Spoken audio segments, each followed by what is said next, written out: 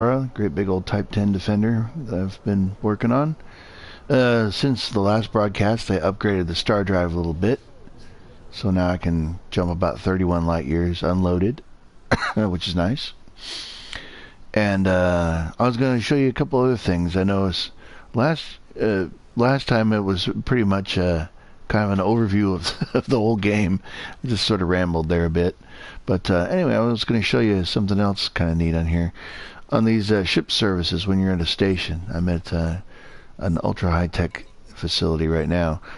One of them is a shipyard. I showed the outfitting last time. Shipyards allow you to buy new ships, and you can kind of scroll through a bunch of them. I thought I'd show some of the different ships we have.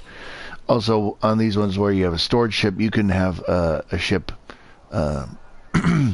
based there so that you can pick it up later. And I have some ships kind of strewn throughout the galaxy now. But this also shows the ship transfer. You can send ships that you own from other stations to your current station, or to where you're currently at. And it shows here like the ship type, and then like the transit time and the fee.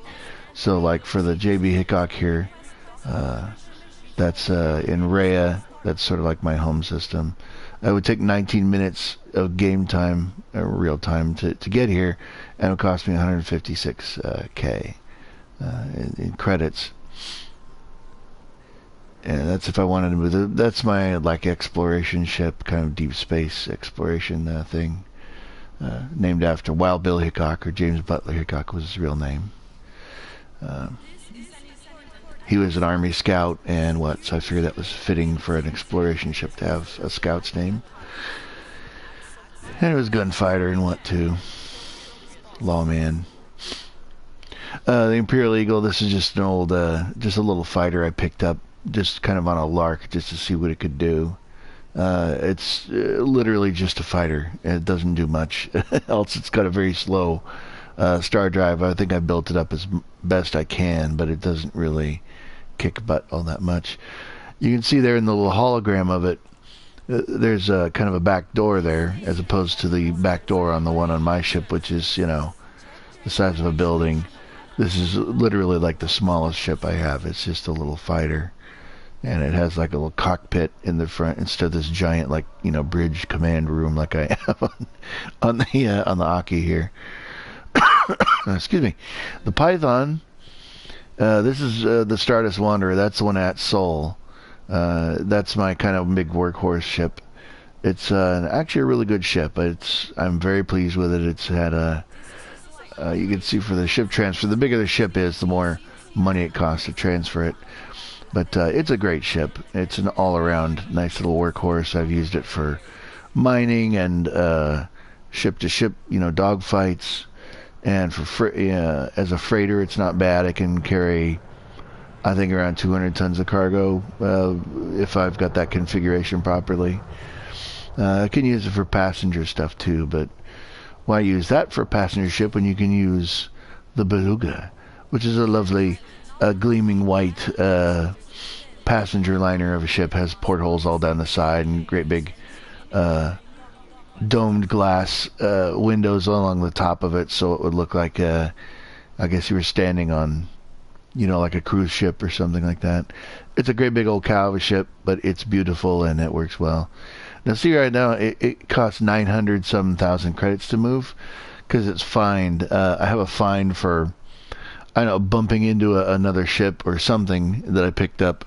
And so anytime you have a fine, it kind of restricts your ability to do things, certain things. So it would cost more money to move that ship because it has a fine. It's gotta, I gotta pay that fine off, and it would probably only be like half that to move it, or a third that, whatever. I'm not sure. It's a big expensive ship, so it would be quite a bit to move it anyway, but not that much. And here's one of my other little favorite ships, the Peggy Sue. This is one of my first favorite ships that I bought. It's a very small ship, but it is great. It's fast, it's maneuverable, it has a little bit of teeth. You can do some dogfighting with it in limited capacities. You don't want to take on a giant-ass ship with it, but it's a great little spaceship unto its own. And I have a cool little red and yellow flame paint job on it, which looks really cool. But as you can see, it's a cool little ship. It's you know, not a huge ship. It's got maybe 32 tons of cargo space, but it's great for doing like little missions, like scan missions. And I also have a rover built into it, so doing like the planetary scan missions, it's really fun because I can zoom along, find a nice landing spot fairly easily, and then just get in my little rover and drive on over. Rover, red rover, send somebody over. But anyway, it's a neat little ship. And the, let's see. One thing I was going to mention, these star yard, or shipyard here, you can see there's the Eagle. I have the Imperial Eagle, which has those kind of pontoons on the edges of the wings, I don't know, those fuel tanks or whatever. That's kind of neat because it lists the cost of the ship as well as a little bit of a blurb about the ship itself, you know, a little bit of the history of it, and you know, it gives you more immersion and more flavor. So you can see this one requires just a small landing dock. It's a PV little ship. Same with the and then there's the Viper. That's one of the earlier fighters you can buy. And see, these ships are really inexpensive. 142,000 credits. That's not much at all. Now you can spend, you know, a couple million more upgrading it to buying better stuff. But even a Viper 4 you can only do so much with. Or a Viper 3. This is the Viper 4, which is the upgraded model, which I didn't really like very much. I had it for a bit, and I found out that it, while it has more, packs a little bit more of a punch from its shields and armor, has better stuff. It's not as maneuverable as the Mark III. It's a little slower, and it has nothing for range. And I seem to have an eternal heat problem with it. It was constantly overheating all the time. As far as the weapons and stuff go. Here's Diamondback Scout. This is one of the like smaller scout ships. The Dolphin, that's kind of the smallest version of the passenger liners you can get. It's also a neat little ship.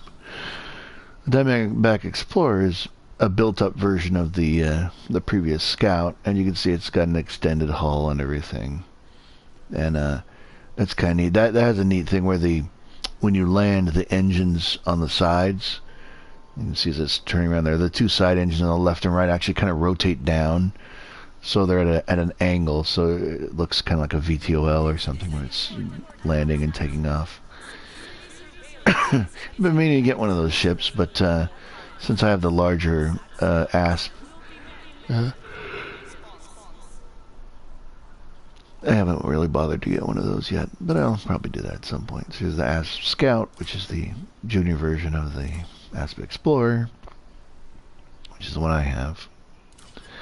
There's the Vulture, which is a really good heavy fighter. I had one for a while, and then I kind of sold it off because I needed the money to buy a different ship. I don't remember what ship it was, but I was like, you know, all it just does is a fighter craft, so so I sold it.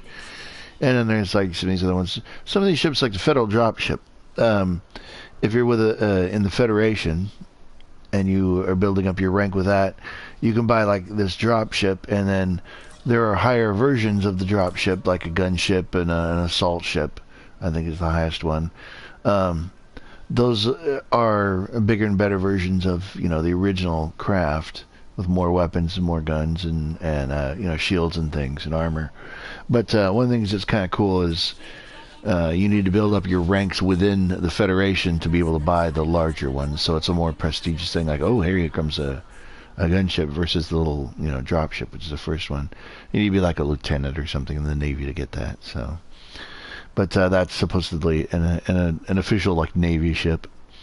The Empire has some stuff like that too. They've got like a courier that looks like a great, like, cool old kind of Flash Gordon, Buck Rogers type ship that's all streamlined and swoopy with swept wings and engines on the ends. It's really cool looking. There's the Orca, which is a mid-sized passenger vessel. I had one of those for a bit. It was the Rhea, or it was called the Spirit of Rhea, and then I traded that one in for the Spirit of Rhea 2, which is the Beluga, which I showed you earlier. This one is one of the, they've said, from what I've seen, and other articles and stuff I read, that this one has been judged the least popular ship in the game. Although, I think a lot of that is just because of the fact that people will either go to, if you're doing passenger runs, they'll either go with the small ship, the little Dolphin, which gets around zippy fast, or they'll just go up to the Beluga, which is what I did too. I loved that ship when I had it. It was great. I mean, as far as passenger runs, it was really nice. You could have, load up a bunch of people. Now, see, it is a large ship anyway. It requires a large-sized landing pad to dock. So most people just go, well, if I'm going to go to a large ship, I might as well go up to the Beluga. But this also has a fairly decent cost. It's only 48 million credits, whereas the Beluga is 84 million credits. So it's half the price of the Beluga, or a little bit more than half the price.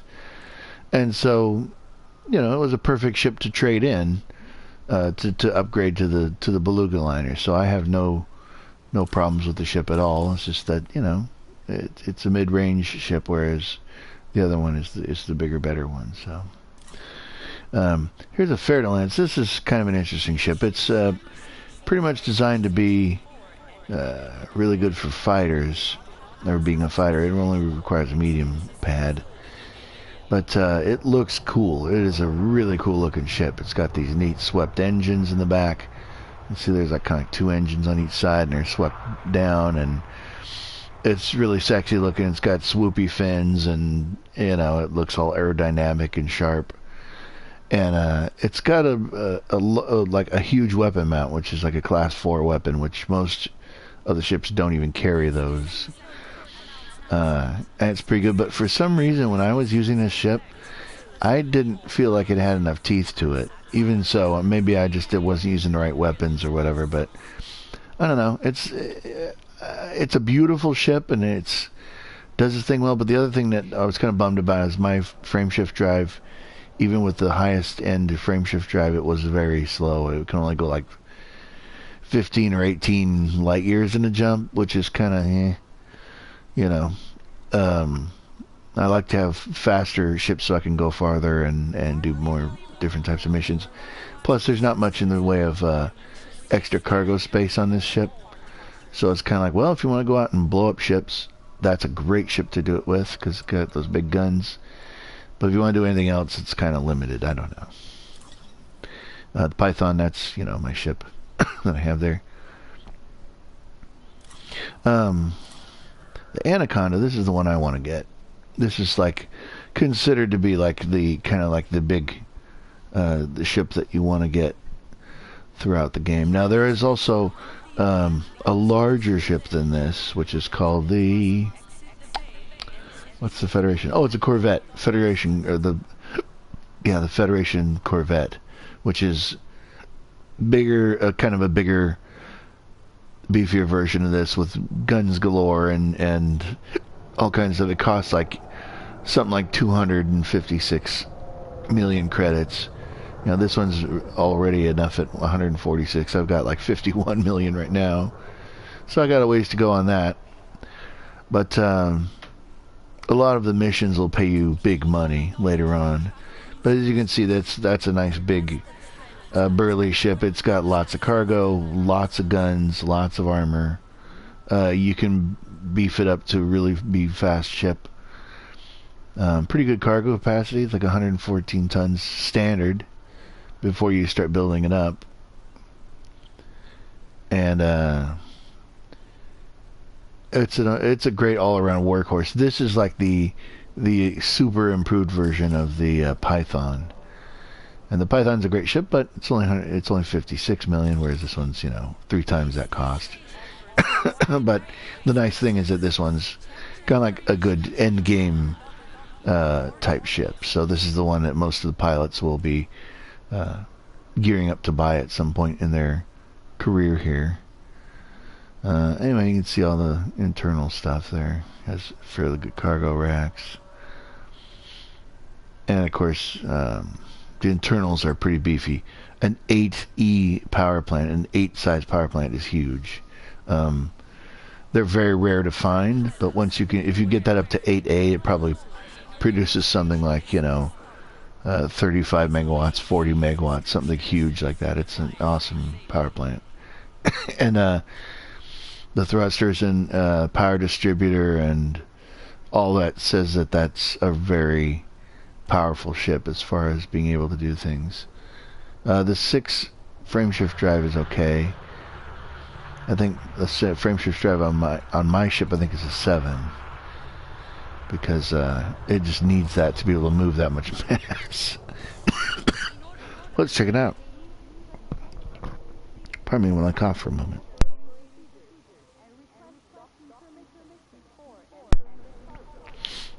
Okay, yeah, let's check out my ship and see what the...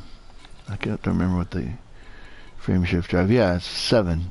So it's actually a larger drive than the one on the Anaconda can boost. So this one's going to be a faster... Well, maybe not faster ship overall, but it can move more mass than the Anaconda. Of course, I think the Anaconda might be a little lighter, maybe.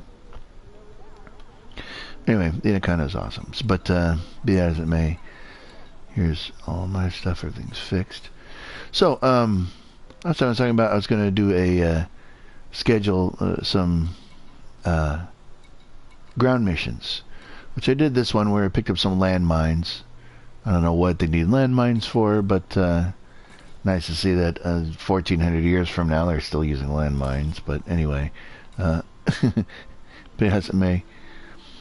Yeah, so I don't know if I mentioned last time. There's your kind of your 3 main ranks, which is your combat rank, trade rank, and exploration rank.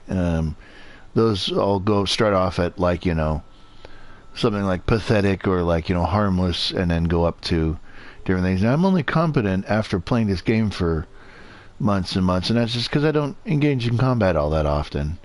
I don't like getting my ship blown up and having to pay 500,000 credits to rebuild the thing when I have to repair it, or end up buying like the entire rebuy cost, which is 13 million on this ship for the insurance. I mean, it's nice that it allows you to do that in the game, because then you're like, oh, I lost my giant cool starship.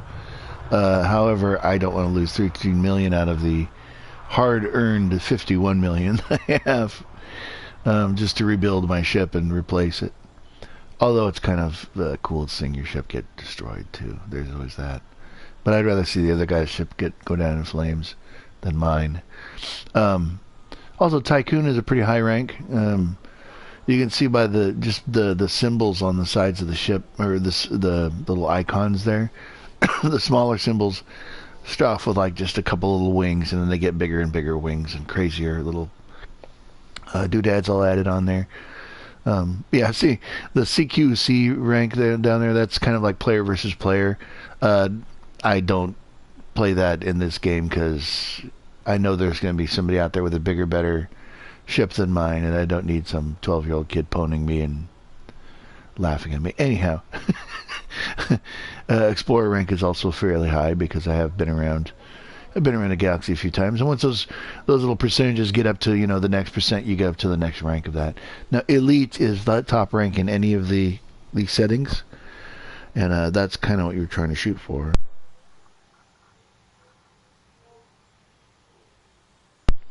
I think if I'm not mistaken, in the old game, you just had the kind of a commander rank, and that was based mostly on the ships you destroyed.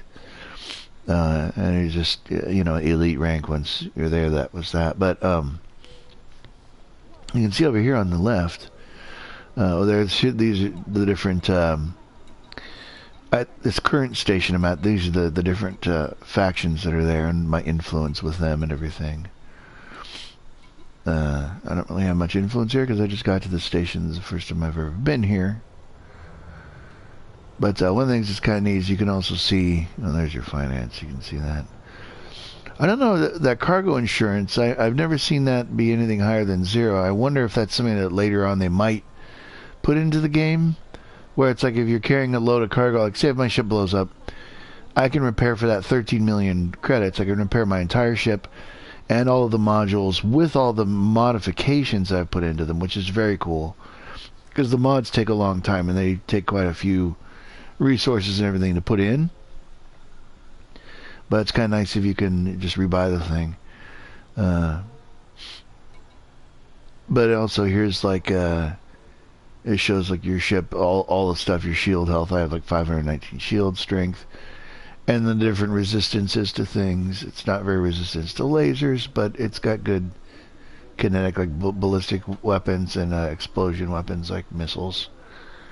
Armor health, I got a buttload of armor and a good rating, and it's and then here's all my balance of the stuff. My current assets is 752 million credits. That's with all my ships.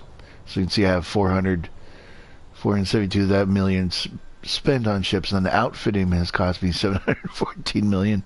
Usually, by the time you buy a ship, that's about maybe a third of the cost of the entire ship once you beef it up and put mods on it and everything else. And then there's like 6 million spent on repairs, spent on fuel, munitions, etc., etc.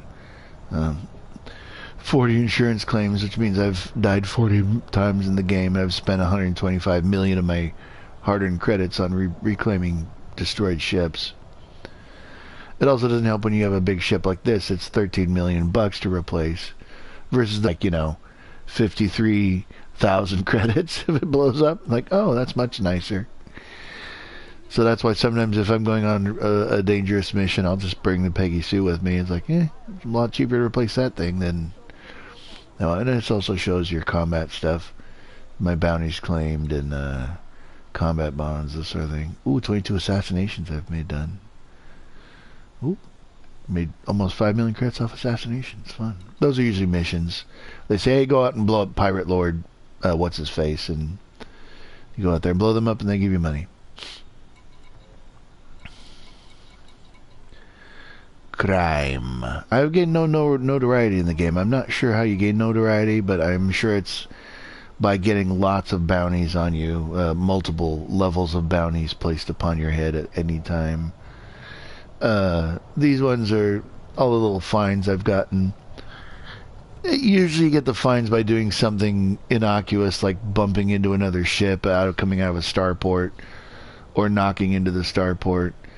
Half the time it's from me trying to leave the starport and another ship coming in at the same time and bonking into me. Or one time I actually had my ship on autopilot. It was landing, and another ship in the station ended up ramming into me. They got mad at me, started firing at me, and blew up my ship with, I don't know, 60-some passengers on board, and I ended up losing around 13 million credits, I think. And then plus I also had like lots of jobs with all the people that were on board, so I lost another probably 5 or 6 million credits from that. So I was not happy with the Federation for doing that, but just one of those glitches of the game, I guess. I don't know. I suppose they would have said, well, you should have paid attention to your... Just because it was on autopilot doesn't mean you have no... You don't have to keep watch or something. I don't know. Yeah, smuggling. I've done a little bit of smuggling. Just a little. Use those black market deals when you make them as... like if you have a mission that fails and you happen to be carrying, like, say, 90 tons of beer, and then your mission fails because you run out of time or something. Or... yeah, that's basically it. You could then it's like, well, now I have 90 tons of beer. What am I going to do with it? And you can sell it at the black market, because then it becomes like illegal cargo. And some of the cargoes you pick up too are considered illegal in certain jurisdictions. Like if you have alcohol, if you go to a prison system or like a theocracy system, alcohol's illegal there. Whereas other systems are like, they don't care. There's even slaves in the game. There's slaves. There's like standard slaves and there's like imperial slaves. And that's okay in imperial space, but, you know, anywhere else it's not really considered kosher. As well it should be, or shouldn't be, as the case may be. Anywho, there's all the trading stuff. I've made 56 million bucks trading. I trade lots of commodities around. Let's see. And there's mining profits. As you can see, I haven't mined too much. Exploration, I've done quite a few of those. Did 2,400 different systems. That's pretty cool. Total hyperspace jumps through 63,000 light years. Nice. I'd have been 8,500 light years from the start point in the game. Oh, approximate time played 9 weeks, 3 days. We tend to overlook those numbers. And then there's my SRV distance traveled, 608 kilometers.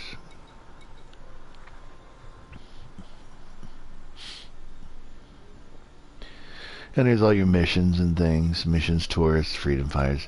This is just showing all the different guys that I've moved around. 9 disgruntled passengers, 18 criminals. I don't transport criminals anymore because I always seem to get somebody jumping on me and going, hey, you got, I get my ship scanned and they go, oh, he's got a criminal on board, and they just start firing at you like, hey, I didn't sign up for this. But you can see there's different, heads of state, POWs, just bulk passengers, a bunch of them, VIPs, etc. Ejected. Like the people that just get off the ship. Screw you guys, I'm going home. They just leave. Search and rescue stuff, yeah. Crafting. And the crew. Yeah, you can hire a crew to be like pilots for your fighter planes. I haven't really I only had one crewman for a short time, but then I let her go because they were kind of in my profits. I mean, I gave them $3 million, and I didn't really use them all that much. Every once in a while, I'd have them hop in the fighter and fly around and shoot up stuff while I was dodging around my freighter or whatever. And multi-crew is kind of cool. You can hop into a friend's ship and fly around. Remember, I showed the pilot, like the co-pilot seats last time. You can hop in there and be a gunner, or you can actually hop in a fighter if the guy has a fighter plane, or like a fighter bay installed on his ship. You can hop in the fighter and fly around and shoot the enemy bad guys while he's flying the main ship, that kind of thing. So anyway, there's lots of stats in this thing. I'll get off this stuff and do something interesting. So this is a high-tech system I went to sell off a bunch of stuff, which I successfully did. And also picked up a whole bunch of stuff for going back to Earth. I'm going to go to Earth next.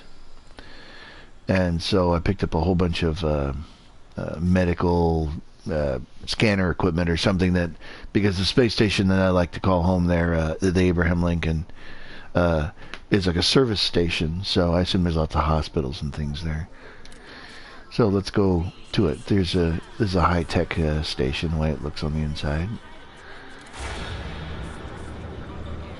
So then it's going to turn me around here and get me ready to point me at the air slot, or the mail slot, as we call it.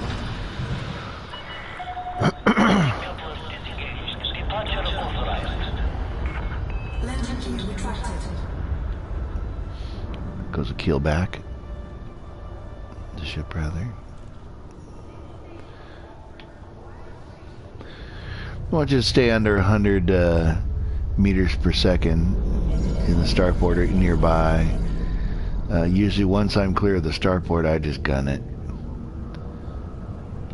And I'll say, hey, you're speeding. Whatever. I'm already carrying the ballistic. So one of the things, when it says mass lock there, down the lower right, that little light is on. That means I can't hit my star drive just yet. Now I can. They always want you to get like to a minimum distance of, I think, like 3 kilometers away from wherever you're at, and then they'll let you go. So there's the Coriolis station I was just at, the Akihabara.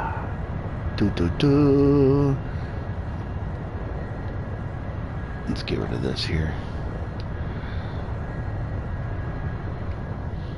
Look at that big old ship. So spiky.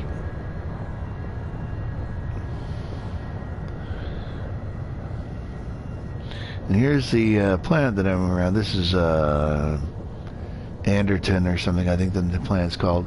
It's an Earth-type world. It doesn't really look... Well, it looks sort of like Earth, but the continents are all random and screwy.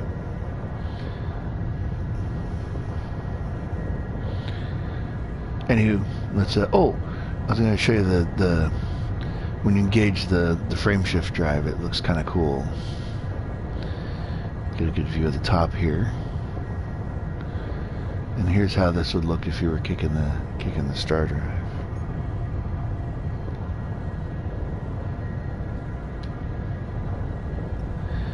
Those little panels open up and start glowing.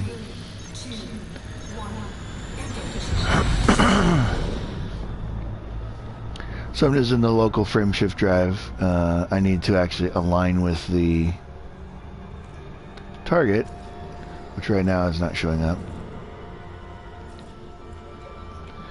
I can get here on the list, Sol or wherever the next point is. Oh, maybe I haven't made a... Oh, well, there we go. We need to go to the galaxy map. Go back to Earth. The Earth, as I like to call it. So here's Sol over here. I know just because it has the mission icon that says that you have a mission to complete. I'll get back off that. And also because there's also a ship station there, which is the other ship, which I might use for the scan job that we're going to do next, because it's a much more flexible ship for that. Oh, there's Sol. Okay,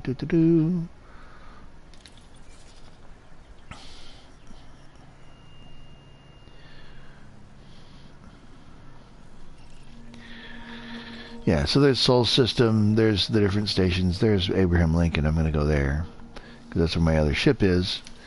And not only can I drop off those stupid landmines and get the massive reward that I have waiting for me when I do so, but I can also get the second ship. So, as you can see here, there's this is a 2-jump thing. The first stop here is 21 light years away, and then the next leg of the trip is, it's 32 light years. So it's like a 32 light year jump altogether, but since I can't jump 32 light years in one shot, I gotta find it.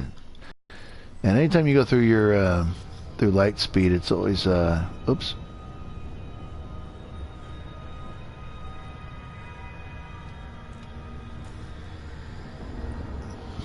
Oops, wrong one. Let me go back to my thing to find my jump point here. So where you see that little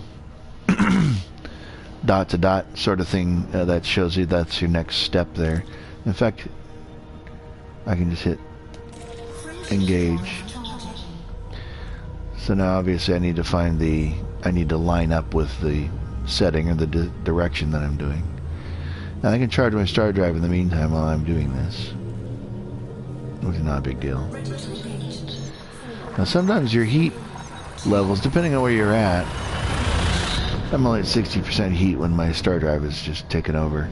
But sometimes if you're like over a sun, for instance, your heat level will go way up, and other things will cause your heat to go up too, like if you go to silent running mode or whatever. So here we are over the sun. You always end up diving directly for a sun after you come out of hyperspace. I believe the reasoning for that is that the nav computers look for the biggest, gravity source to jump to, and then they jump there. So you just all you have to do is just make sure you're aware of that when you come out of light speed, and just immediately change course so you're not falling asleep at the wheel. So there's Sol, 13 light years off. We'll hit that. I mean, as you can see, that was a quick little jump. And a lot of times all program courses are like 7-8 jumps all in a row. You just go jun, jun, jun, jun, jun, which is fine. Your fuel gauge on the right there, the lower right is that little bar, the orange bar right over mass lock. And see, I got plenty of fuel, so I could probably make like 10 jumps in a row. And then with that fuel scoop that I have anyway, all you need to do is just find a proper star to refuel over. Now some stars you can't refuel off of. Like if it's an old dead, like dead dwarf star, like a Y or something like that, you can't get any fuel off them. There's no fuel left. I mean, that's why it's a dead star. It's got no hydrogen left in it. But so here I am on approach to the Abraham Lincoln. Every once in a while you'll get some wise ass will try and jump you one and attack you. In this ship, I usually like to fight back because it's got some pretty big guns, and I have lots of armor on this ship. Lots and lots of armor. So if it's anybody that's a medium or even a large size ship, I'll take them on.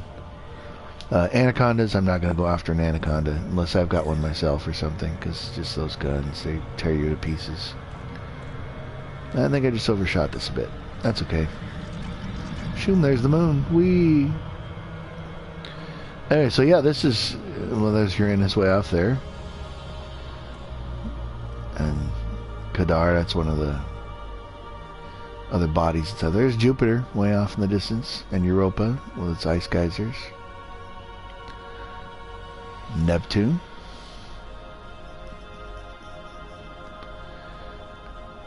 And there's the Abe Lincoln, 5 light seconds from here.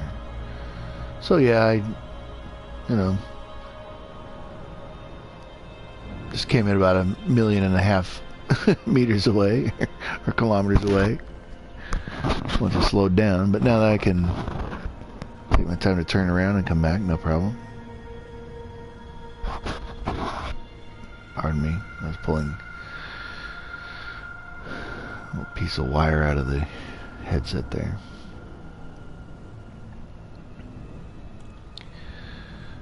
So here's Earth. Now these other little points here, like ancient history and capital ship, some of those you can allude to leadership. Those are like little navigation beacons. You can land there, or not land there, but you can like get the information from a beacon and it'll tell you different stuff. Like usually those are not important in the game, but they have like some kind of little happy fun fact, like, oh hey, here's where in 2735 the big battle of such and such was fought, or whatever. Well, I'm on the exact opposite dark side of the Earth right now, on the night side. So I will refrain from trying to look at the Earth right now. Well, let's see.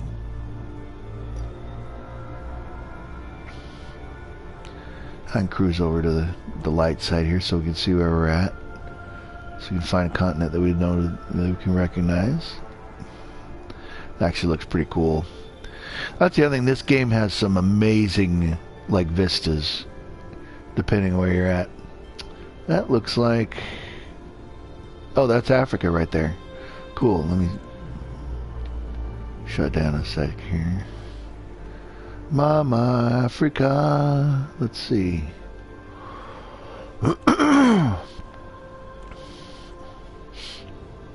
Yep, there's Africa. There's the Arabian Peninsula, Africa, and you can see what's neat too when you're on the night side of the planets, you can see all the lights from the cities and things. So yep, there's the Earth.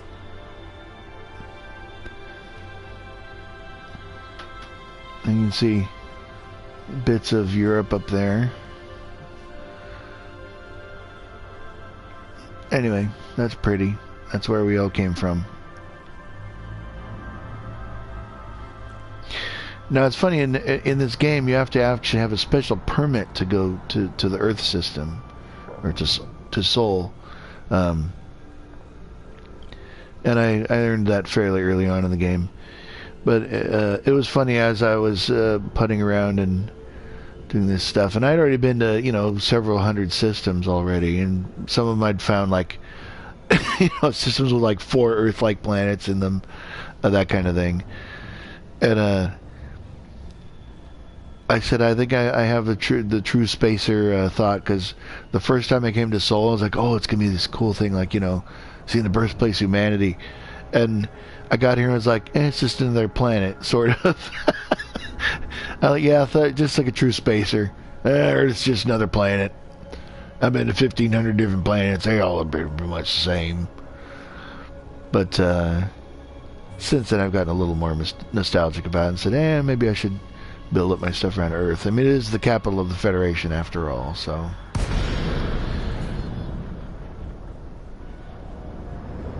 So here's Abraham Lincoln Did you say Abe Lincoln? No, I said A. Blinken. Oh. A bit of Monty Python humor there. So, here I am coming into the Abraham Lincoln. I will ask for permission to land. Access granted. Your assigned landing pad is number 10. Time to click in the... Clear for assisted docking. So I'm letting my docking computer take over. So now we have the nice little 2001 homage. I love how they, when you come into the stations, there's all these billboards, hologram billboards around. Just cracks me up. What's kind of funny too is the Imperial docks.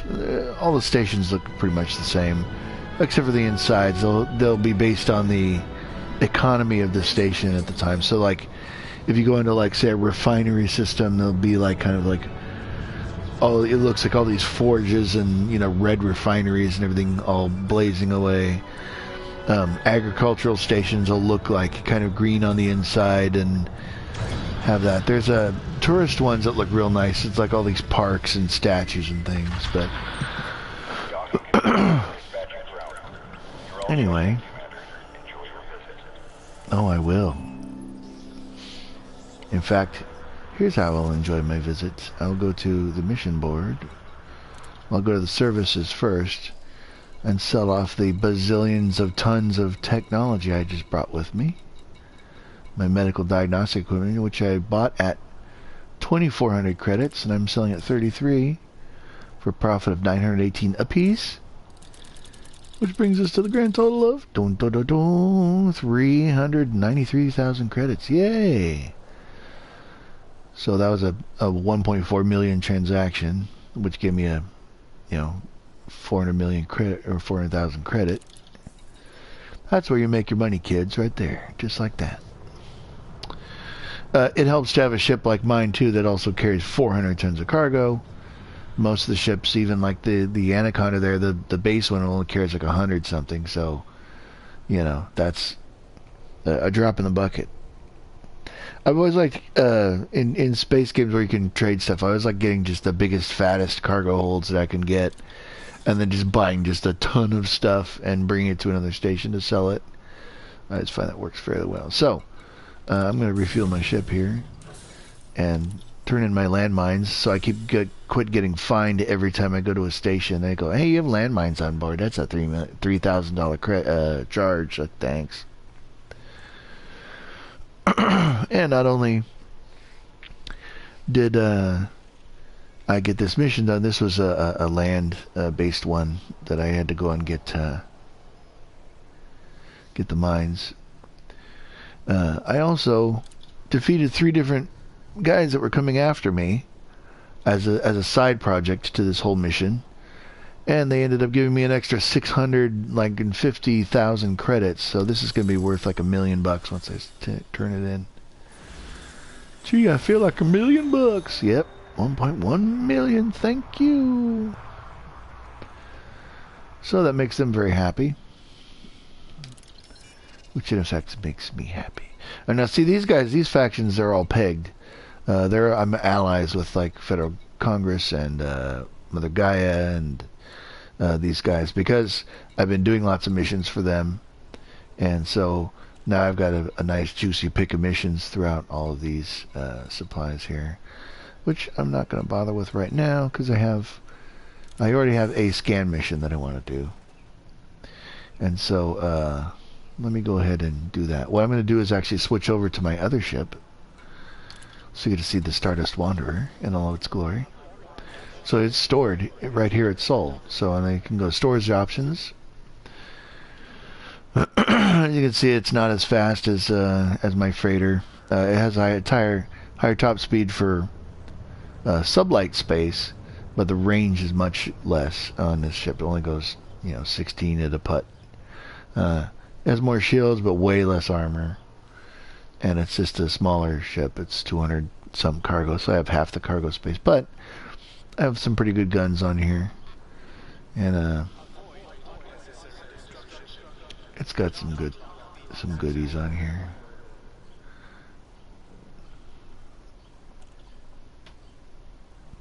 And all of it, you can see there, all its core internals all have A-rated stuff, so it's got everything beefed up. And plus, quite a bit of its stuff is all modded too, with different modifications. And there's the different livery stuff. Oh, this ship is one of my most modified ships. There's the storage options here. You can say use this ship, or I can actually sell it and gain 130 million credits for selling it. I don't want to sell this ship. It's my favorite. So say use this ship. So now my Type 10 is going to be put into storage here. Just find a nice little storage dock somewhere and I'll hangar it.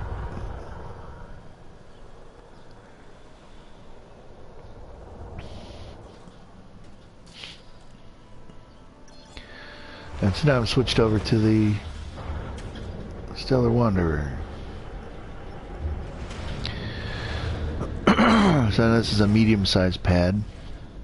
So you can see it's a little closer looking. And then here's the transaction. So I have this planetary scan job.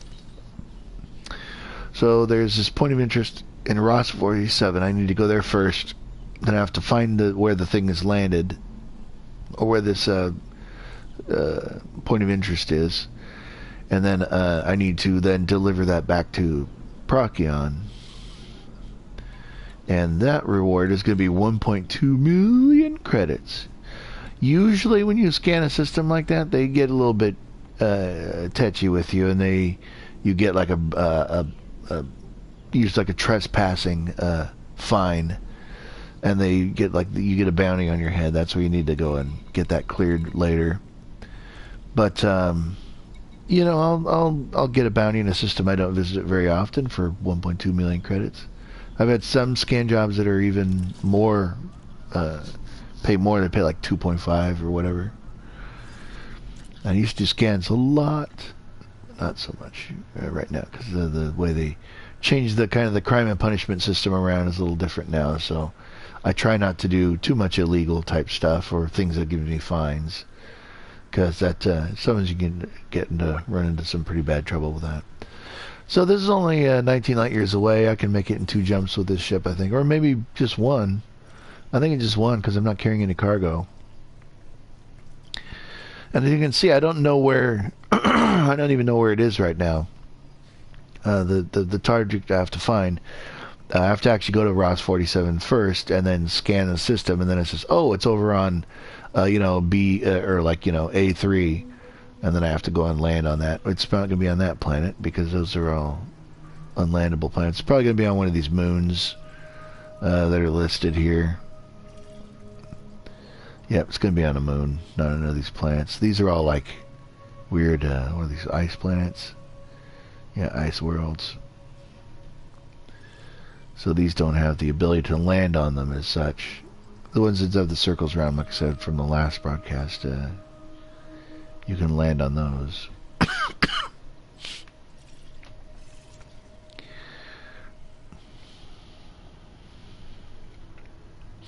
So we'll set up a course there. Yep, just give me 1 jump, because I don't have any cargo.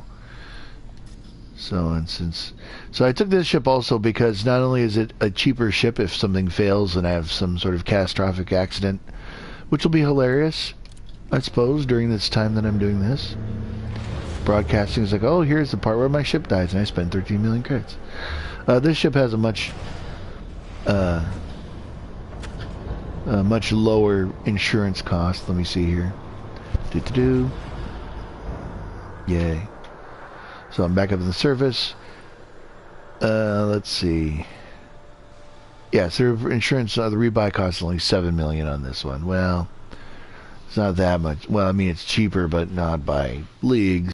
I mean, it's because this ship is so stocked out. It's like a tricked out ship, it looks. Yeah, so, oh, yeah, I went back to the blue paint job, yeah. So it's beautiful, the Stardust Wanderer. It's just spiky. Has also some DLC stuff that I bought for the nose. Those aren't standard with it. And like the tail fin here and these extra little wings. Usually those little winglets are not there. But it looks spiky and amazing.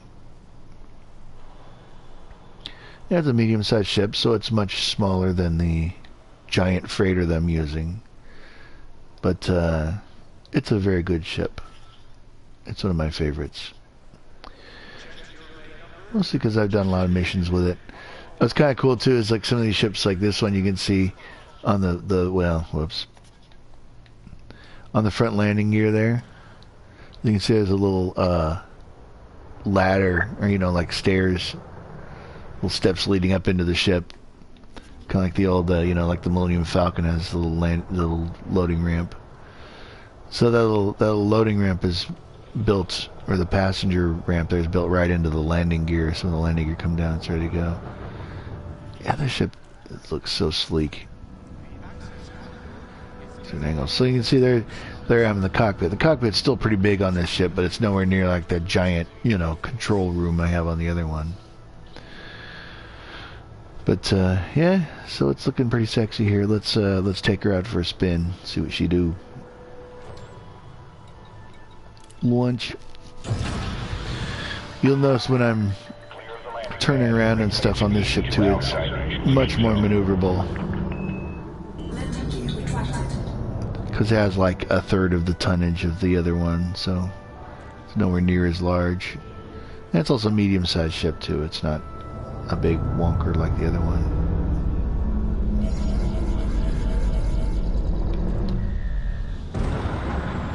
It can also move like a bat out of hell. There's Earth. Hi, Earth. There's some other ships flying around. Ooh, surge detected. He's gonna go to light speed. Let's watch him.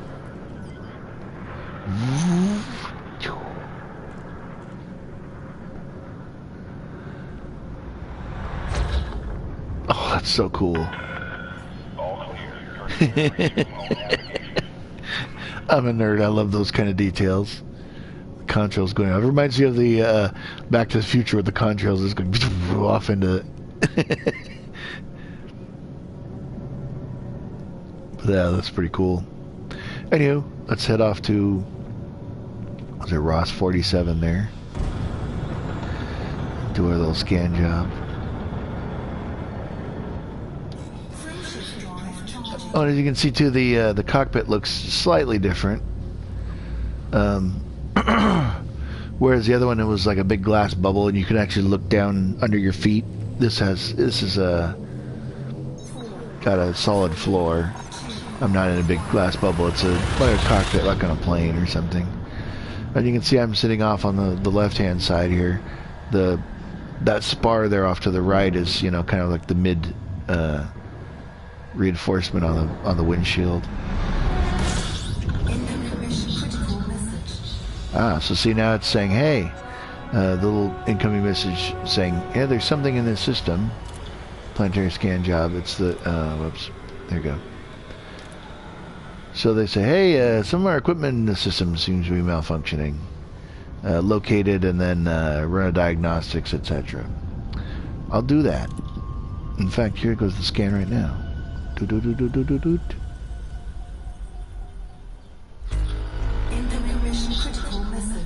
I'll say, hey, we found where you need to go. Now, okay, so it's at Ross 47 AB or A8A, so that's, yeah, one of those moons, like I said. In fact, I know exactly where that is. So you can do this in two ways. You can actually go like this and just hit it on your list of stuff. Or you go to the system map and select it from there. The system map has a little bit more as far as being able to like look at the type of, like if I wanted to find out like the information about like Goldstein Terminal, like whether it's, what kind of economy they have and stuff there, you'd want to use the system map, but this is just a quick thing just to choose a target basically. So that's fine. We know it's 1700 light seconds away, which in standard sublight terms would mean, it would take like a year or two to get out there, just like if we were to leave Earth and go to Jupiter, it would take like a year or something, or a couple years. But since we have this faster than light drive, it's going to take us like 27 seconds, which is nice. A little bit easier real time doing that way. Let's see. What's I going to look up? I don't remember.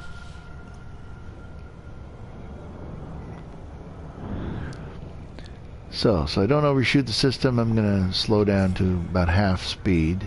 I'm gonna overshoot the system. Okay, never mind. A little faster than I thought I was going. That's okay. Well, there's Ross 8, the gas giant there, the rings around it. But you can see this one is much more maneuverable than my big Type 10. There we go. Oh, that's a pretty view, isn't it? Those rings. What's nice is that you can actually go, you can see where it says extraction site. If you go there, you can actually go into the rings themselves and mine them. Usually that's probably going to be, I'm going to guess that those are like ice crystal rings. There are some planets with rocky rings around them, which you can mine metals and stuff. This is going to be more like different chemicals and kind of vapor and ice-based sort of stuff, like ammonia and trace elements like that. Anywho, let's go to the planet, or the moon rather. Doo-doo-doo. Here's the moon I'm going to.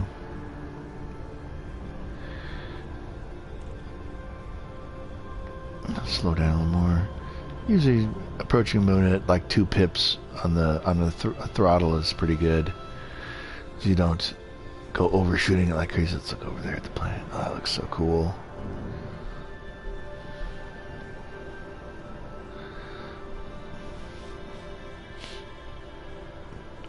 So here we are coming in on at the moon. So you can see I'm only locked onto the moon itself. I don't know where this particular signal is that I'm looking for yet. That'll pop up when I get closer to the moon. Here's something unknown. Let's see what it is.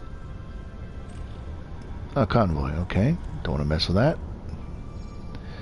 Oh, there's the search zone right there. So you can see that it's dashed, so it's on the other side of the planet, or the moon rather.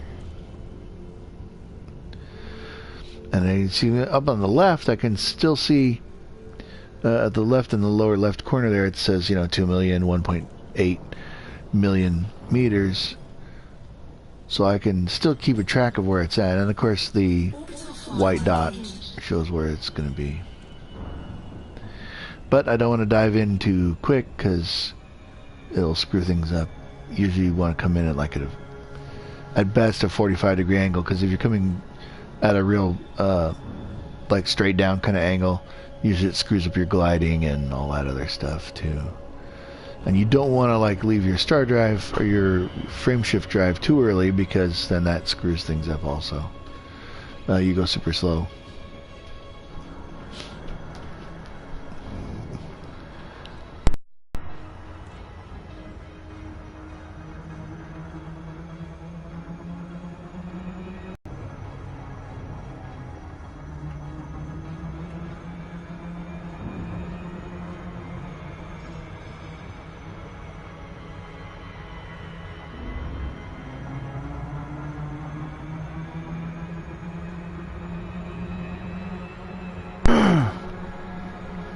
Just talking to my dog there a little bit.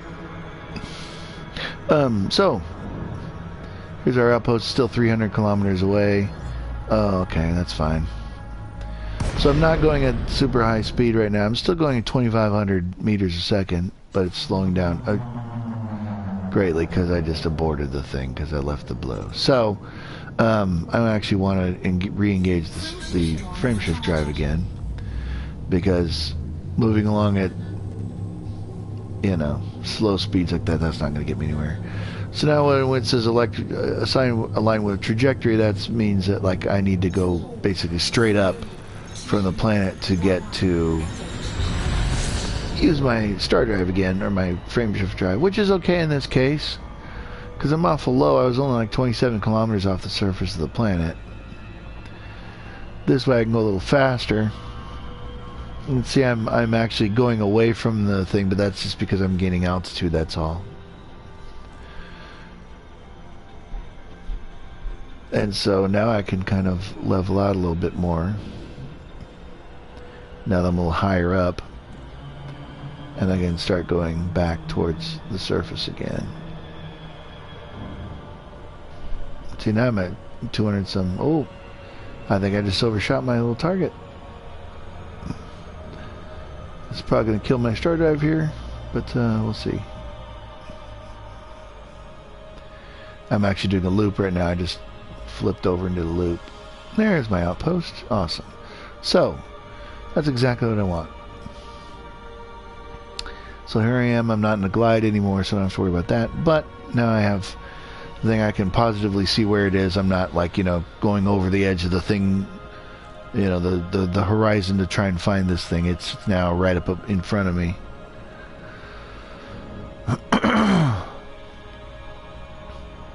So now if this was like, I'm looking for this outpost where the broadcast is coming from. If this was like an actual station or like a colony, say, it would basically be right there. I would know exactly where it is. Say, okay, here it is, and I go flying up there and I land right where it's at. Now these missions, since you're actually searching for this thing, is a little bit cool. It's a search zone. This will be for your standard salvage missions and scan missions as well. You have to actually look for the thing. You don't know where it's at exactly. You know it's over here someplace. It's fairly close. But this ain't it yet. So now I'm going to drop down to orbital cruise speed. Slow enough and low enough. Slow and low, that is the tempo. So now you'll see it'll switch, it'll go, okay, hey, here's it is, I think. And then I come up here and scan it, and it goes, nah, that's not where it's at. Does that about 4 or 5 times.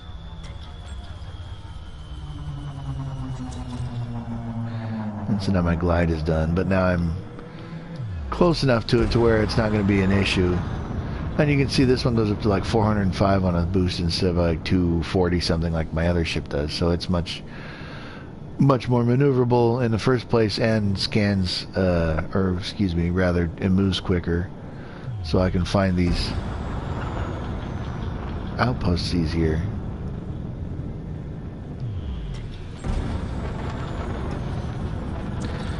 And usually when you get to the close enough to the thing and it like zooms directly behind you or like underneath you, kind of, that's usually like the last time it'll do that. And then you swing around and it'll just say outpost.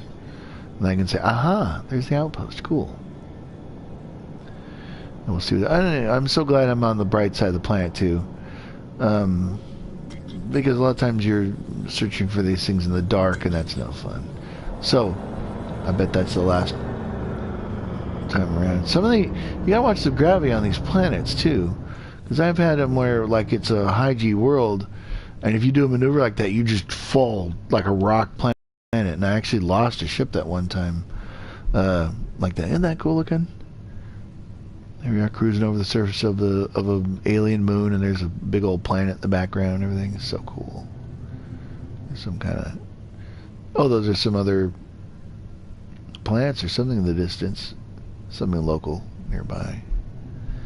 Anyway, we're still looking for our outpost here. There it is. So generally you don't want to land like right next to the thing, because if a lot of times they have like evil guns shooting at you and stuff. So we want to slow down a bit here.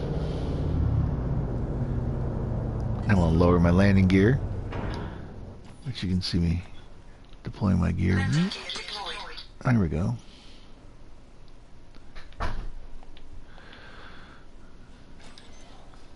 So we gotta do now. Oh, and a little topographic thing has come up, so you can see the topography of the radar terrain, and you can see my ship on there as I'm getting lower and lower. Now what we're looking for is when it turns blue like that, that means that you found an area that's acceptable to land at.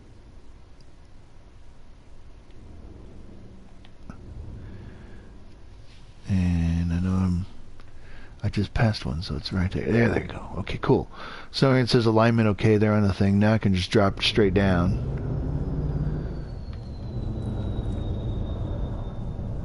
And land her.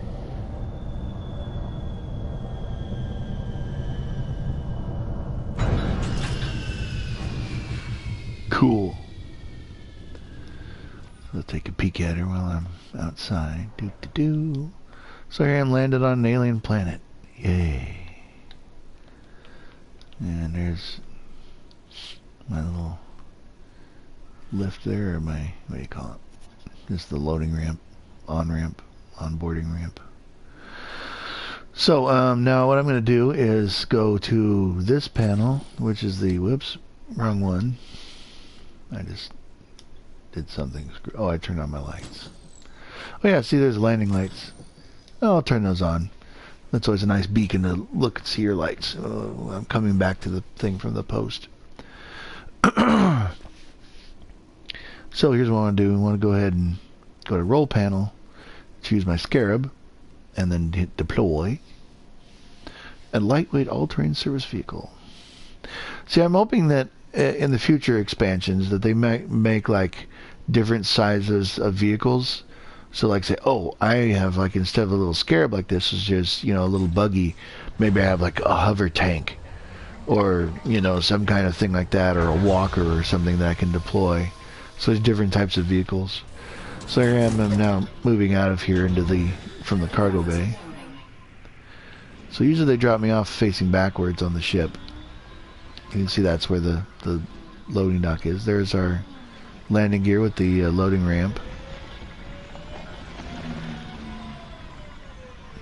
And you can look around here too. Whoops. Yeah, there's the ramp. You can see there's even a door in there. Does it have the DeLacy logo on it?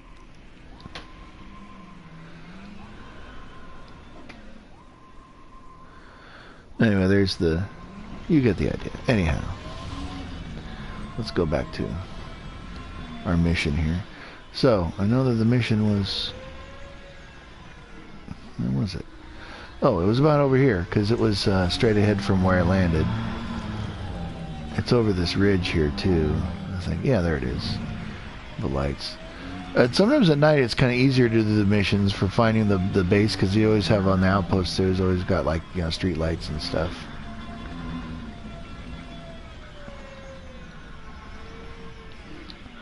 Oh, that's a cool view. See the big planet in the background and my ship sitting there. Oh, whoops.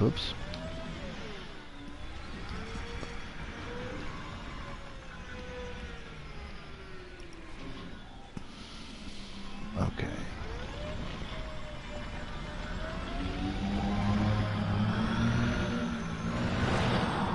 There goes my little jump jets. So now I'm up here. Oh, hey, yeah, there it is. Oh.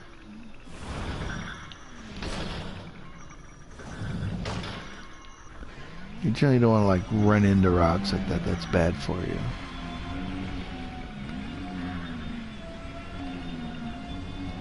There's the station. I was like, I lost the station again. There we go. The nice thing is you always know where your ship is. See that little green blip on the radar in the center bottom? That's where my ship is. But I don't always know where my target is. So here's the little outpost I'm going to. And there are several things that are usually at most all these outposts. Here's a big old gun that's going to try and shoot my ship down if I find. If I have like there's some various buildings here. There's some lights.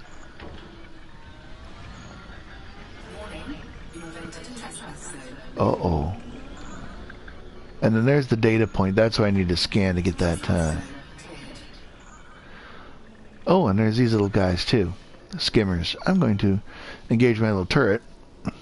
It's like a turret mode. And then I can aim at the little skimmer guys and blow them to smithereens with my little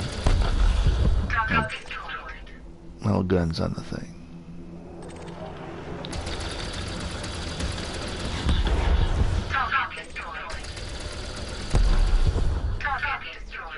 So I got a little claim to a bounty of 1,000 for each of those things. So that's 3,000 credits right there for getting those. Now here's where it gets weird. Can I scan this from here? Oh, I can scan it from here. Neat. So now I'm scanning the little data point. Okay. Well, I still got the trespassing bounty.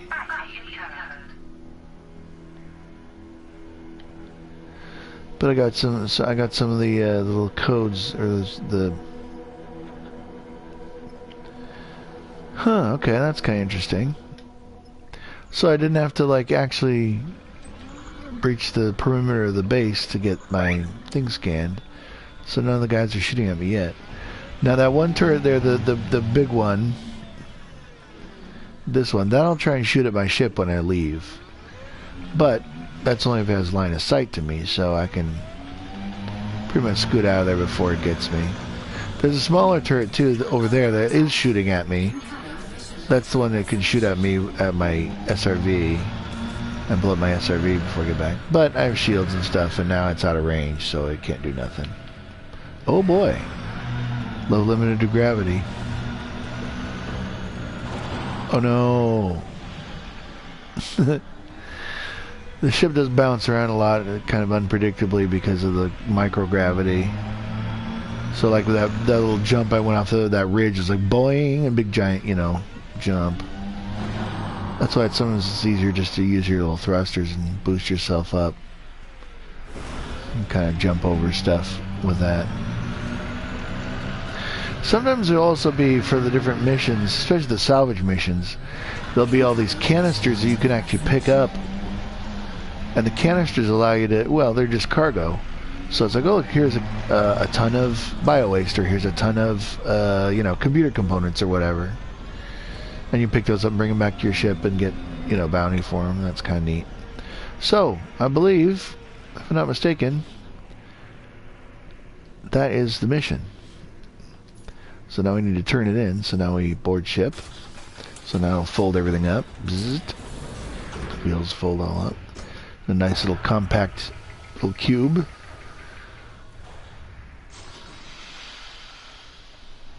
So now we're back at the controls of the ship.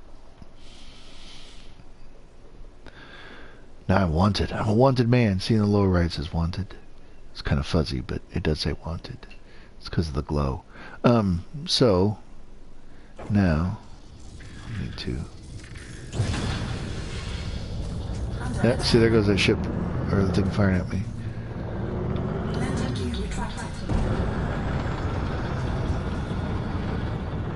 I'm gonna just boost over here.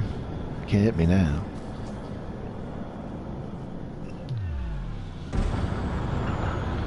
Yep, it's off the radar.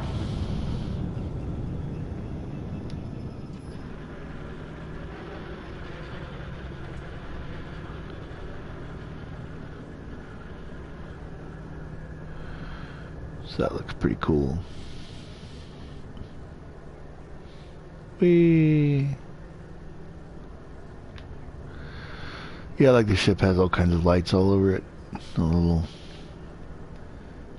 identification lights.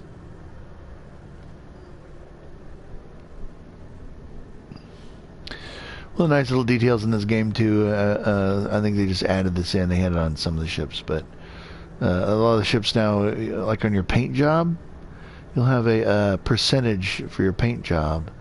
And as the percentage drops, you see your ship starting to get more dinged up. There's like little scratches and nicks and stuff on it. And you see like on the edges of things where the paint has worn away. And I just think that's kind of a neat little detail. And you can always repair your ship up to full value again. This one's kind of like that. So sleek.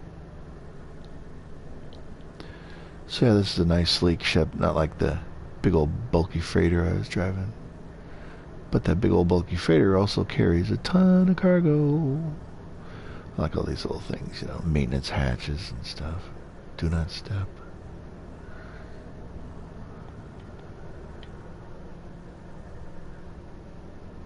Hot surface, well, you betcha.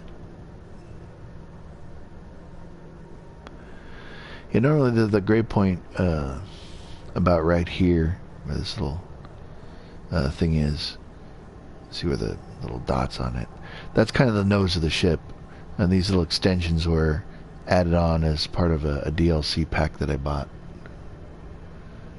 was that 7.4? Oh, let's check out the frame shift drive on this one. Frame shift drive charging. Those little panels all open up.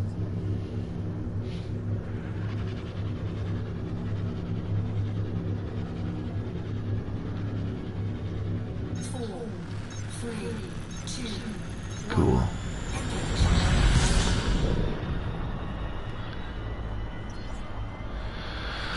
So now I'm a wanted man in the system. Now I could go to like this hub here and probably clear the fine.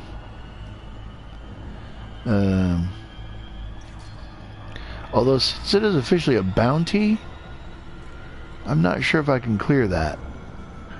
Because there's claims which are different. There's that's me basically owing money or being rewarded money. The bounty, the $500 credit bounty, I'm not sure if I can clear that right now or if that has to be like, because usually there's a thing that says fines as well, but that's different. That's not a fine, that's a bounty. They want me for that. So basically they'll open fire on me if I go to a system with that showing. So an easy way to doing that is just to leave the system. Now there are places I can get that bounty reduced or removed, rather. But since I have to complete this mission anyway, I need to go to Procyon, which I will. And this one will actually show the destination because of the fact I know exactly where the station is. At Hardwick Station. So, oh, that's agricultural station.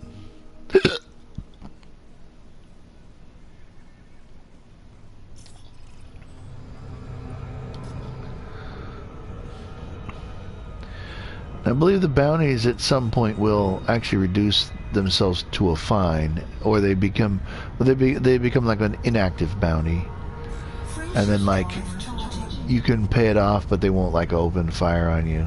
I'm not sure. That's sort of the way it used to work, although I'm not sure anymore. That was an update they just did a while back, actually. I like when you're going through the interstellar drive, the little speed meter just goes nuts. It just goes, we don't know what the hell's going on. If you try any of these other things too, it just goes, you know, like, that's unavailable right now. We're going through weird space which doesn't exist.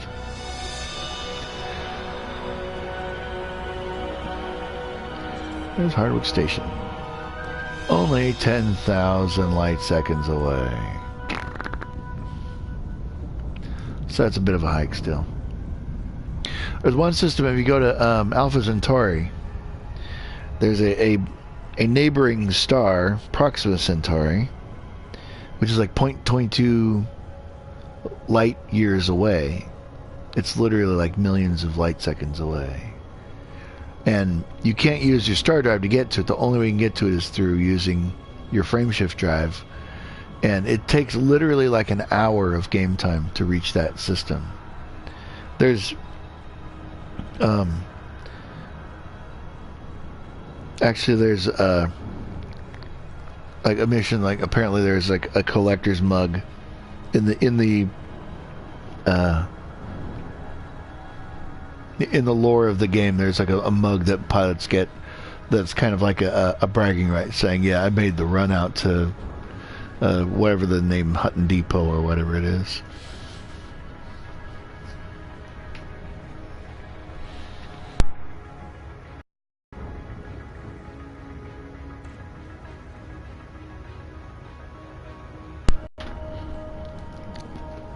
So to me, this is kind of one of the things I like about this game is that the travel times actually seem realistic. Like, see, there's a minute. You know, we got like almost 2 minutes, a minute and a half to get there.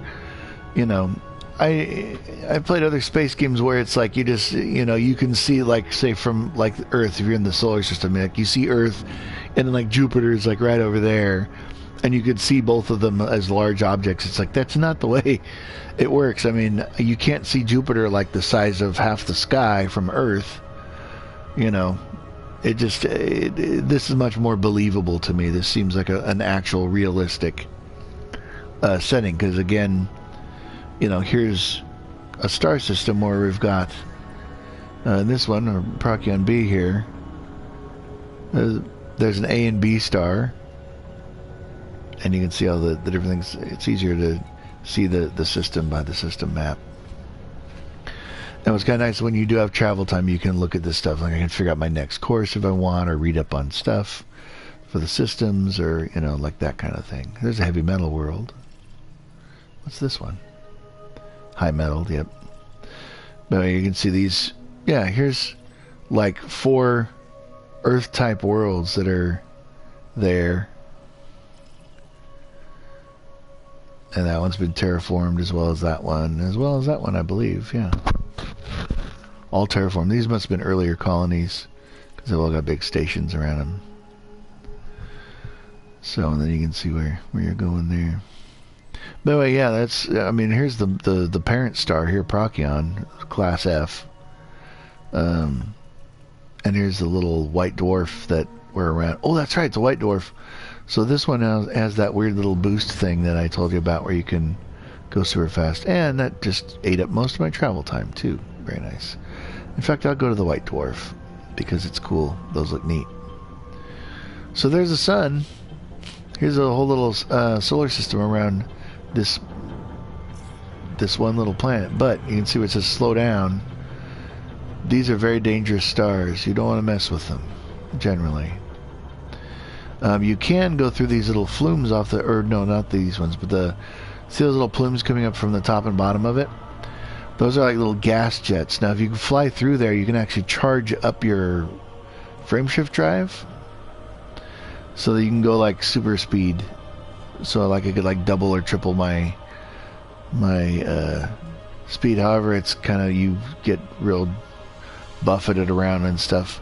You can see how bright that star is, because it's basically an entire sun that's collapsed down to not a very big mass. Well, excuse me, not a very big volume. Mass is ridiculous on those things, because it's an entire star. It's like, like a black hole or some neutron star. Anywho, here's the station I'm going to.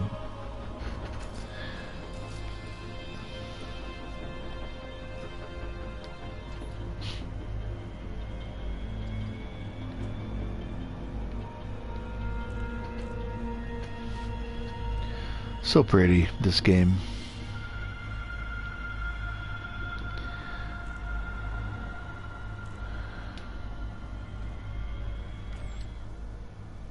Little ships flying around. Yeah, now if I like scan those ships like this guy, I can scan him. And it's like, hey, that's Mickey Mickelson and his little ship, the Shattered Payback. I don't know why it's called that, but there it is. So he's an expert, he's got a clean record, and he's with the autocracy of Procyon. So if I was to attack him, not only would they say I was a pirate and a bad guy because he's got a clean record, but the autocracy of Procyon would be mad at me. Now, if the autocracy of Procyon happens to be like at a war, like say with the People's Free Republic of Procyon, or whatever the hell the different guys are, like if they have a civil war, that other government would actually like me, because they're like, hey, you knocked on that autocracy ship, good for you. Generally I don't just go flying around killing people. Now in my ship with big guns on a little eagle like that, I could blow that ship from the star like no problem if I wanted to, but I don't want to, so I won't.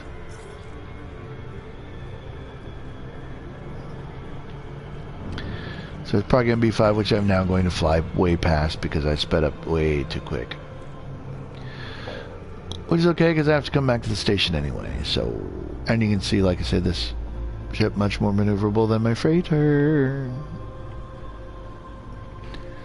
And I can look for the station, or just select it in the map.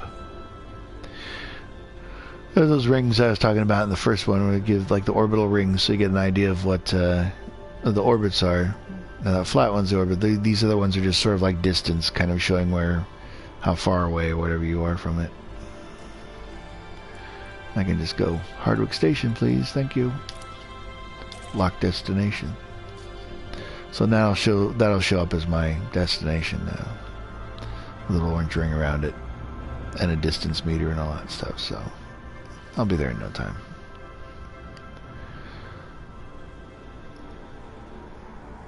Yeah, everything about this game just seems so neat. I mean, it's like, this, the soul-crushing loneliness and despair of being in deep space by yourself. And it looks realistic. It's not like there's not like green clouds in space and all those other funny things, which some other space games have taken some liberties with the way space itself looks, in a system, which is good. I mean, I liked that, like in Freelancer and stuff, with nebulas and things. That's all well and good, but when it comes down to it, space is just black with lots of little dots for stars. And you get some special stuff, like, see, there's the little neutron star, the Procyon B. You can still see the little gas jets coming out and what. And here we are, another big majestic view from the night side of a planet. Heading around towards the day side of it. Another little ship. Who's that? Who are you? A Sidewinder.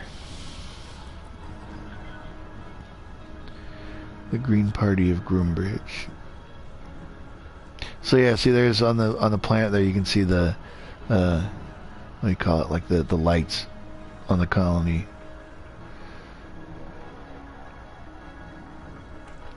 I mean, with 4 Earth-type worlds in a system, I would assume there's quite a few people living here.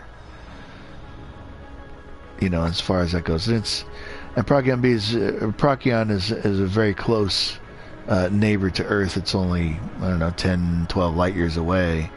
So I assume that this is one of these systems that's been colonized for the last several hundred years, or hundreds of years, if not more, because of the fact that it was, a close system. Like, hey, it's only 11 light years away. That'll only take us 6 months, or whatever, the old star drives.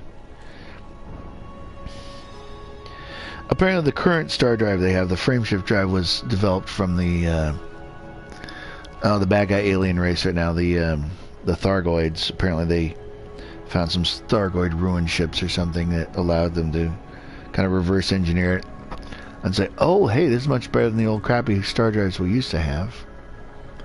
And so now they just use a frameshift drive instead of whatever they had before.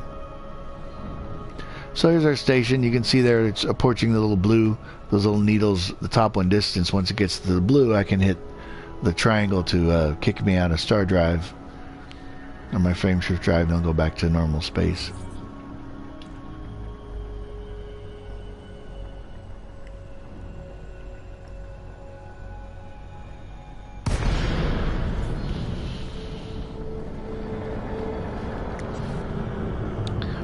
So here we are, Hamburg Station.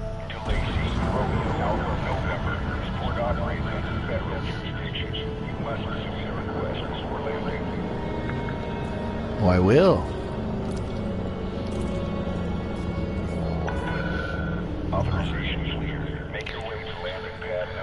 So one of the things I was thinking, and you folks can tell me if I'm wrong or right. I'm thinking that since this is like a big, huge hoop here, and those other ones are smaller, that the gravity would be different on those two. I would think that the larger hoop would probably have like a close to 1G gravity, whereas the smaller ones, being half the size, might be around, half a G or something. Same with like on the inside of the station, you have light gravity, but it would still be pretty light. But, oh, there's the lights on. Oh yeah, by the way, this ship doesn't have a docking computer on it, so I have to land this one manually. That's why I'm maneuvering this around. I wasn't even thinking about it, but yeah. 30. Where's dock 30? Well, now I gotta go look for it. There it is. Yay. So you can see how you manually land a ship, which is pretty fun. So now I got to lower the landing gear.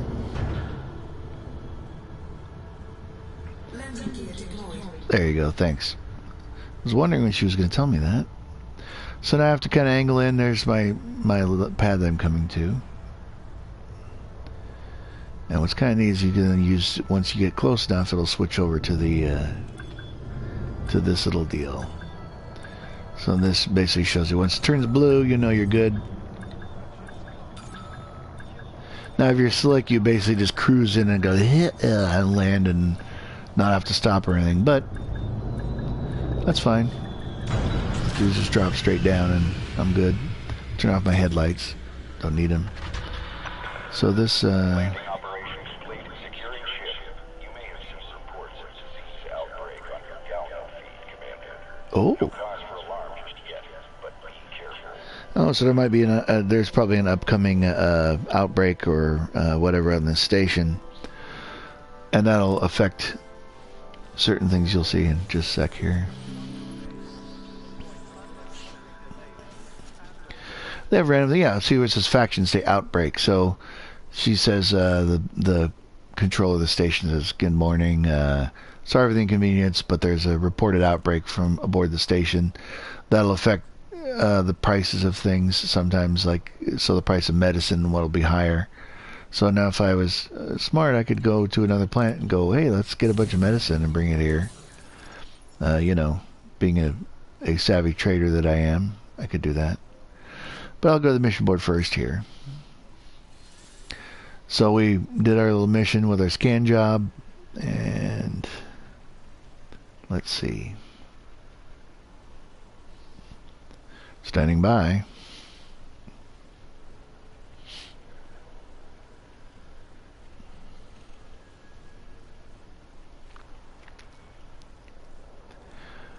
So I had complete mission. Ta-da!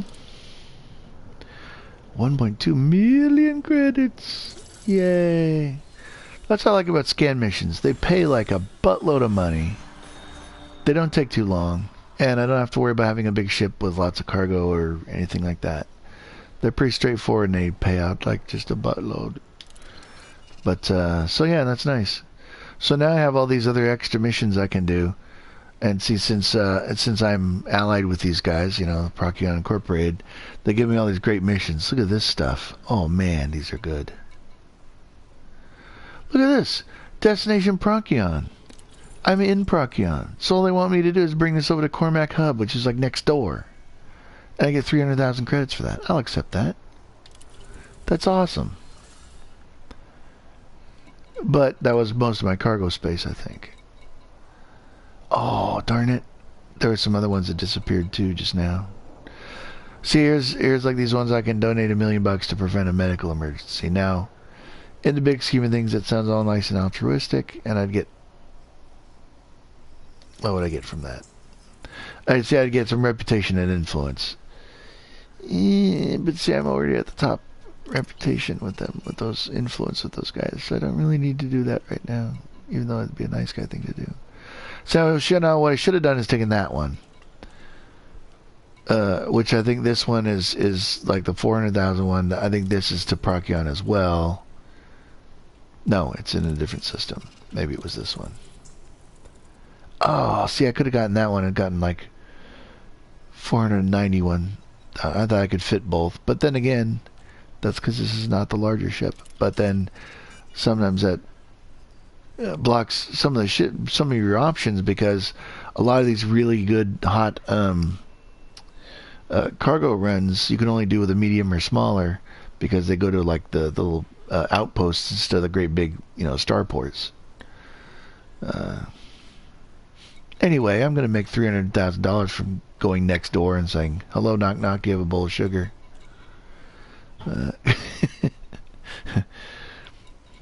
And the way you get these guys up, of course, is to go and do things. Now, the Sirius Corporation, I'm really curious what they have in their system, because the Sirius system you can only reach by permit. Same with like Earth, like I said before, and there's other systems too. Although in Earth, I think one of the moons, like Triton or something like that, around Neptune, I think, has like a permit. Like you need a permit to go there, so it might be some kind of secret high-tech world or something that they don't want you to go to unless you've got, you know, the chops for it or something. I don't know. Anywho, so there's that. Well, let's see. Oh, you know, Universal Cartographics. Let's see if...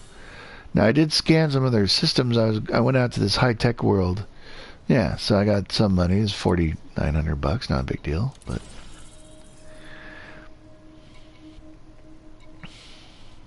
Let me check out my contacts, see if I can get rid of that bounty.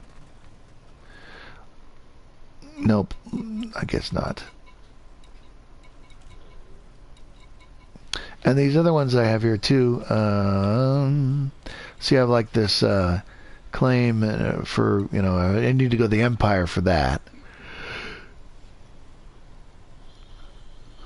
When you do scan jobs, a lot of times it'll say, oh, you get this much information for the Empire or for, the Federation or whatever as well. Sometimes when you do the scan jobs, I always wondered about that. Like, hey, here's some information I found for you, and then like, oh, by the way, and then stop off at the Empire. Hey, by the way, just so you know, the guys over in Procyon had this information. You might be interested in some of it, And like there, now see, like if this G9949 Life Industry, if that faction was at this space station, I could probably actually pay that off here. Pay off the bounty and the other thing, or get the bonus for it. But then again, they might also open fire on me because I'm a wanted man by that particular faction. So, but anywho, so that was a successful run. We got our scan mission done, and everything was happy in that what there. Let me check real quick. I'm gonna see on the. See that Cormac hub, 200 light seconds away. Ding. Easy peasy. That's why it's always nice to look around these missions and check them out, because sometimes they're literally just like, hey, especially ones with lots of systems or with lots of ports in the same system. I mean, I'm going from here to here, and they give me 300,000 credits for it. So that's pretty cool. Oh, it's tuning there too. Oh, it's another agriculture system too, so not a big deal. Okay. I was hoping it'd have a different economy of some sort, so I could, like, say, buy something that they like in agriculture, like, say, agricultural harvesting equipment or whatever else, But that's not the way it's looking. So, anywho, I believe that's it for now. Then I'm gonna go ahead and sign off, and we'll figure out something else interesting to do. But probably what I'll do is get my go grab the Spirit of Rhea and bring it over here, or maybe just go back over to Rhea and do some passenger runs so you can see how those look. Those are pretty fun, and they pay like lots of money. So until next time, Commanders, Godspeed, and I'll talk to you again soon. Bye.